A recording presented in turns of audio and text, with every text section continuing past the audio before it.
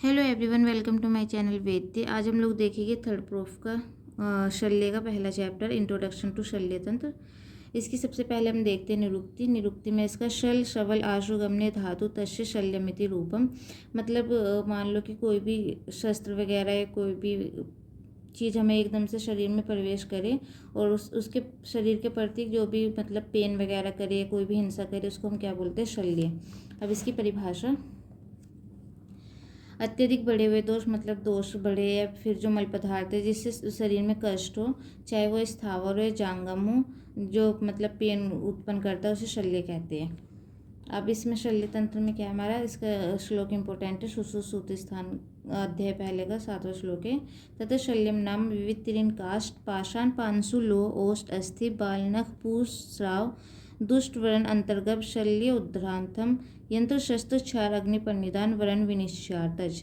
मतलब कि शल्य क्या है? सबसे पहले इसमें ये बताया गया कि अलग अलग प्रकार के तीन काष्ठ पाषाण पांसु या लोह अष्ट अस्थि या बाल नख और जो हमारे पस वगैरह होती है उनका स्राव होना, कोई भी मतलब दुष्ट वरण होना, जिसमें इन सबका बारे में बताया गया उसको हम शल्य बोलते हैं। और फिर हम इनकी चिकित्सा किससे करते हैं? यंत्र शस्त्र क्षार अग्नि पर निदान के द्वारा। तो जो सब कुछ जिस तंत्र में बताया गया है उसको हम क्या बोलते हैं? शल्य तंत्र। अब इसकी इम्पोर्टेंस क्या है शल्य तंत्र की? ये रोगों का समूल निवारण करता है, सद्य वरण चिकित्सा है, विविध तकनीक चिकित्सा, क्योंकि इसमें डिफरेंट हम जैसे क्षार अग्नि वगैरह यूज़ कर लेते हैं, शस्त्र तो डिफरेंट यूज़ करके हम इसमें ट्रीटमेंट कर सकते हैं। ये गंभीर रोगों को भी ठीक करता है, जैसे जो हमारी मेडिसिन से ठीक नहीं हो रहा वो हम सर्जरी से कर सकते हैं, लाइक फिस्टुला एंड कोई ट्यूमर। ये विशिष्ट चिकित्सा है। विशिष्ट चिकित्सा क्यों बोला गया? क्योंकि इसमें हम शस्त्र वगैरह यूज़ कर रहे हैं। नेक्स्ट हम इसकी मॉडर्न में डेफिनेशन देख लेते हैं कि सर्जरी क्या होती है। Surgery is the branch of science, मतलब ये एक ब्रांच है साइंस की जो करेक्शन करती है डिफेक्ट्स और डिफॉर्मिटीज़ का, डायग्नोस करती है, ट्रीटमेंट करती है कुछ डिसीज़ को, और इंजरीज़ को ठीक करती है बाय इंस्ट्रूमेंटल, लाइक मतलब जो भी हम अपने इंस्ट्रूमेंट यूज़ करते हैं उनके द्वारा जो भी डिफॉर्मिटीज़ और डिफेक्ट्स यूज़ करते हैं उसको हम सर्जरी बोलते हैं।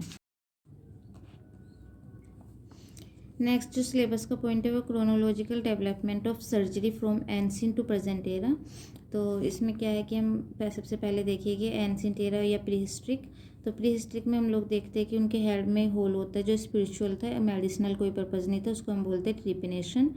एंशिएंट में हम इजिप्ट इंडिया और ग्रीस और रोम का देखेंगे। इजिप्ट में ममीफिकेशंस वगैरह या जो एबर्स था, मतलब कि एबर्स थे, उन्होंने क्या किया था? कवर्स करते थे surgical treatment for Burns and wounds. और जो मतलब इंडिया में थे वो फादर है सर्जरी के सुश्रुत। इन्होंने 300 प्रोसीजर्स किए, इंक्लूड कैटरेक्ट सर्जरी और राइनोप्लास्टी, मतलब कि plastic surgery of nose. Next जो हमारे ग्रीस और रोम है, तो ग्रीस के हमारे हिपोक्रेट्स थे, वो साइंटिफिक मेडिसिन को प्रमोट करते थे, बट बेसिक सर्जिकल टेक्निक्स भी बताई थी उन्होंने फॉर फ्रैक्चर और वाउंड। रोमन्स डेवलप कर चुका था surgical instrument and battlefield surgery. Next जो हमारा वो है मेडिवल एरा। ये इसमें क्या था कि इसमें एनाटॉमिकल नॉलेज इतनी नहीं पता थी, तो इसमें कोई भी इन्फेक्शन कंट्रोल भी नहीं था। इसमें बार्बर सर्जन्स होते थे जो हैंडल करते थे एम्पुटेशंस, टूथ एक्सट्रैक्शंस एंड ब्लड क्लैटिंग। इनेसेंस ये टर्निंग पॉइंट था क्योंकि इसमें एनाटॉमी अंडरस्टैंडिंग हो चुकी थी। एंड्रियस विसेलस जो थे उन्होंने इम्प्रूव एनाटॉमिकल नॉलेज थ्रू डायसेक्शंस, और जो एम्ब्रोइज थे वो लाइगेजेस इम्प्रूव वाउंड ट्रीटमेंट। पहले क्या होता था कि वाउंड वगैरह को बंद वगैरह कर दिया जाता था, इस टाइम पे क्या होने लगा था कि वाउंड मतलब कि कोई कट लगाया हमने उसको क्या करते थे? टाई अप वगैरह करने लगे थे। नेक्स्ट जो हमारा वो है 18th and 19th century.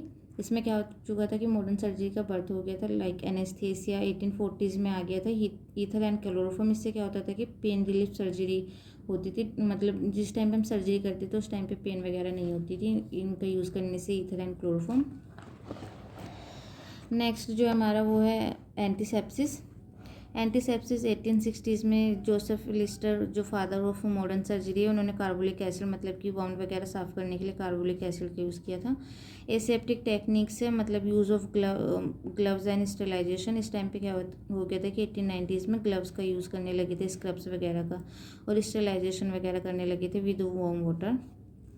20th century में क्या हुआ था, रैपिड एक्सपेंसर हुआ था, ब्लड ट्रांसफ्यूज़न, एंटीबायोटिक्स आ गए थे, पेनिसिलिन, जिससे इन्फेक्शन वगैरह कम होने लगी थी, ऑर्गन ट्रांसप्लांटेशन, सबसे पहले किडनी की ट्रांसप्लांट हुई थी 1954 में, जोसेफ मुर्रे ने की थी। फिर हार्ट के इंपॉर्टेंट क्वेश्चन बन सकते हैं MCQ के उसमें, तो फिर 1967 में हुई थी बर्नार्ड के द्वारा। 21st century contemporary robotic surgery आ गई थी, जो डाविंसी सिस्टम है, लेज़र सर्जरी है, endoscopic and keyhole procedures, AI जो फिलहाल काफ़ी ज़्यादा चल रहा है, इमेज गाइडेड सर्जरी, और एडवांसमेंट हो गई थी इन माइक्रो सर्जरी। नेक्स्ट में हम देखेंगे जो भी मतलब अपना आयुर्वेद में कैसे कैसे क्रोनोलॉजिकल डेवलपमेंट हुआ, कैसे वो लॉस हो गया, और जो नेक्स्ट 2 पॉइंट है वो हम आगे डिस्कस करेंगे। Bye bye and stay for more.